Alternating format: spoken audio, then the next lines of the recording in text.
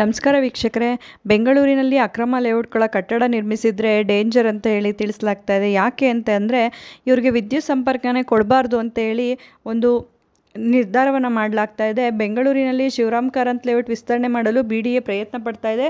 ಆದರೆ ಇದಕ್ಕೆ ಅಕ್ರಮ ಲೇಔಟ್ಗಳೇ ಒಂದು ದೊಡ್ಡ ಕಂಟಕವಾಗಿದೆ. ಕೃಷಿ ಭೂಮಿಯಲ್ಲಿ ಅನಧಿಕೃತವಾಗಿ ತಲೆ ಎತ್ತುವ ಲೇಔಟ್ಗಳಲ್ಲಿ ಕಟ್ಟಡ ಕಟ್ಟಿದರೆ ಅದು ಕೂಡ ಅಕ್ರಮ ಆಗಲಿದೆ. ಹೀಗಾಗಿ ಇಂಥ ಕಟ್ಟಡಗಳಿಗೆ ವಿದ್ಯುತ್ ಸಂಪರ್ಕ ನೀಡಬೇಡಿ ಎಂದು ಬೆಸ್ಕಾಂಗೆ BDA ಮನವಿಯನ್ನು ಮಾಡಿದೆ. ಜನಸಾಮಾನ್ಯರು ಖಾಸಗಿಯವರ ಬಳಿ ಸೈಟ್ ಖರೀದಿ ಮಾಡುವಾಗ ಎಚ್ಚರ ವಹಿಸದಿದ್ದರೆ ತಲೆನೋವಾಗುವುದಂತೂ ಗ್ಯಾರಂಟಿ. ರಾಜ್ಯ ರಾಜಧಾನಿ ಬೆಂಗಳೂರು ನಗರ ಸುತ್ತಲೂ ಇರುವ 36 ಗ್ರಾಮಗಳಲ್ಲಿ ಅಕ್ರಮವಾಗಿ ಲೇಔಟ್ಗಳನ್ನು ನಿರ್ಮಿಸಲಾಗ್ತಾ ಇದೆ. ಈ ಲೇಔಟ್ಗಳಲ್ಲಿ ನಿರ್ಮಿಸಲಾಗುತ್ತಿರುವ ಕಟ್ಟಡಗಳು ಕೂಡ ಅಕ್ರಮ ಎಂದು ಪರಿಗಣಿಸಲಾಗಿದೆ. ಹೀಗಾಗಿ ಇಂಥ ಅಕ್ರಮ ಕಟ್ಟಡಗಳಿಗೆ ವಿದ್ಯುತ್ ಸಂಪರ್ಕ ಕೊಡಬೇಡಿ ಎಂದು ಬೆಸ್ಕಾಂಗೆ BDA ಪತ್ರ ಬರೆದು ಮನವಿ ಮಾಡಿದೆ. ಜೊತೆಯಲ್ಲಿ ಶಿವರಾಮ್ ಕಾರಂತ್ ಬಡಾವಣೆಯನ್ನು ಯಲಹಂಕ ತಾಲೂಕಿನ 12 ಗ್ರಾಮಗಳಲ್ಲಿ ವಿಸ್ತರಣೆ ಮಾಡೋದಾಗಿ ಮಾಹಿತಿ ನೀಡಿರುವ BDA, ಬೆಂಗಳೂರು ಉತ್ತರ ತಾಲೂಕಿನಲ್ಲೂ ಒಂದು ಗ್ರಾಮದಲ್ಲಿ ಲೇಔಟ್ ವಿಸ್ತರಣೆ ಆಗಲಿದೆ ಎಂದು ಬೆಸ್ಕಾಂಗೆ ಮಾಹಿತಿ ನೀಡಿದೆ. ಬೆಂಗಳೂರು ಸುತ್ತಲಿನ 36 ಗ್ರಾಮಗಳಲ್ಲಿ ಅಕ್ರಮ ಲೇಔಟ್ಗಳು ನಿರ್ಮಾಣ ಆಗಿವೆ. ಇದು ನಮ್ಮ ಗಮನಕ್ಕೆ ಬಂದಿದೆ ಎಂದು ಹೇಳಿರುವ BDA, ಈ ಅಕ್ರಮ ಲೇಔಟ್ಗಳಲ್ಲಿ ಕಟ್ಟಡಗಳನ್ನು ಕಟ್ಟಲಾಗುತ್ತಿದೆ. ಈ ರೀತಿಯ ಬೆಳವಣಿಗೆಗೆ ಶಿವರಾಮ್ ಕಾರಂತ್ ಲೇಔಟ್ ವಿಸ್ತರಣೆಗೆ ಎದುರಾಗುವ ಒಂದು ಅತಿ ದೊಡ್ಡ ಕಂಟಕ ಆಗಿದೆ ಎಂದು BDA ಹೇಳಿದೆ.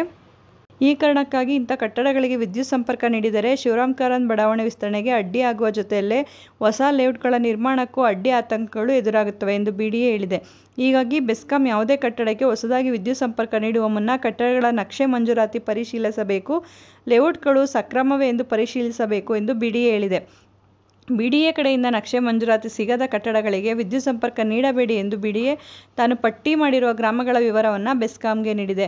ಆದರೆ ಚಿಕ್ಕಬಾಣಾವರ ಸೇರಿದಂತೆ ಹಲವೆಡೆ ಸಣ್ಣಪುಟ್ಟ ರಿಯಲ್ ಎಸ್ಟೇಟ್ ಕಂಪನಿಗಳು ಕೃಷಿ ಭೂಮಿಯನ್ನು ವಸತಿಯೋಗ್ಯ ಭೂಮಿ ಎಂದು ಪರಿವರ್ತಿಸಿ ಇಲ್ಲಿ ಸೈಟ್ಗಳನ್ನು ನಿರ್ಮಿಸಿ ಮಾರಾಟ ಮಾಡುತ್ತಿವೆ. ಬಡವರು ಮತ್ತು ಮಧ್ಯಮ ವರ್ಗದ ಜನರು ಮಾರುಕಟ್ಟೆ ದರಕ್ಕಿಂತ ಕೊಂಚ ಕಡಿಮೆ ಸಿಗುವ ಈ ಸೈಟ್ಗಳನ್ನು ಖರೀದಿ ಮಾಡ್ತಾರೆ.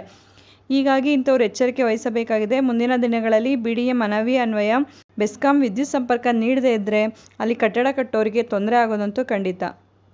ಮಾಹಿತಿಗಾಗಿ ನಮ್ಮ ಚಾನಲನ್ನು ಲೈಕ್ ಮಾಡಿ, ಮತ್ತೊಬ್ಬರಿಗೆ ಈ ವಿಚಾರ ಉಪಯುಕ್ತ ಆಗುತ್ತೆ ಅನಿಸಿದ್ರೆ ಶೇರ್ ಮಾಡಿ. ಹೊಸದಾಗಿ ನೋಡ್ತಾ ಇರೋರು ಸಬ್ಸ್ಕ್ರೈಬ್ ಮಾಡಿಕೊಂಡು ನೋಡಿ.